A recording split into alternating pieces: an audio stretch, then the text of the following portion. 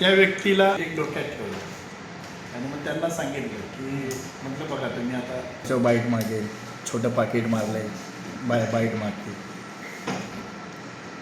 हे तुमचं काम नाही. काही गोष्टी घडत राहिल्या कंटिन्यू. समजा मागील 25-26 शैक्षणिक वर्षामध्ये काही मेडिकल कॉलेज असतील, इंजिनिअरिंग कॉलेज असतील, त्यांना फी वाढ दिली नाही. मात्र एकीकडे त्यांच्याकडून मॅनेजमेंट कोटा असेल किंवा NRI कोटा असेल, याच्या माध्यमातून त्यांनी करोड रुपये कमवलेले आहेत.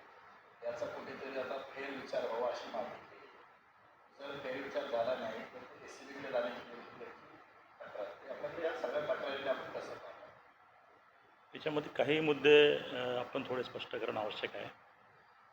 पहिला मुद्दा असा आहे की जेवढी फी कॉलेज जमा करतात ती कोणत्याही माध्यमातून केली असेल, म्हणजे इन्स्टिट्यूशनल कोटाच्या अगेन्स्टमध्ये किंवा NRI कोटाच्या अगेन्स्टमध्ये जी 3 पट किंवा 5 पटीपर्यंत त्यांना फी घेण्याचे अधिकार आहेत, ती जी संपूर्ण फी गोळा होते ती त्यांच्या उत्पन्नामध्ये पकडल्या जाते.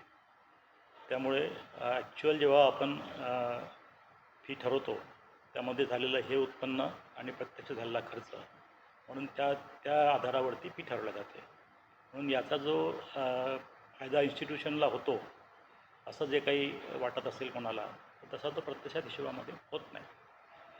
एखाद्या प्रकरणाबद्दल विशेष काही तक्रार असेल की इथे काही हे आहे तर त्याची चौकशी निश्चितपणे करता येईल. तक्रार आमच्याकडे लेखी स्वरूपात आलेली आहे, त्याची आम्ही दखल घेतलेली आहे आणि त्याच्यावर योग्य प्रमाणे त्याची तपासणी करून योग्य जिथे असेल तिथे कारवाई करण्यात येईल.